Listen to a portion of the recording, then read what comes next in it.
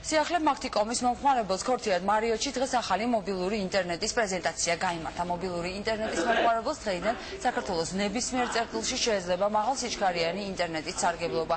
HSDPA ინტერნეტი მესამე თაობაზე სამჯერ სწრაფია და მობილურის ან მოდემის სპეციალური მხარდაჭერა სჭირდება, რაც კომპანიებმა Motorola, Nokia და Siemens-მა უზრუნველყეს. დღეს ყველა სჭირდება ინტერნეტი. საკუთში სამსახურში და გარეთ.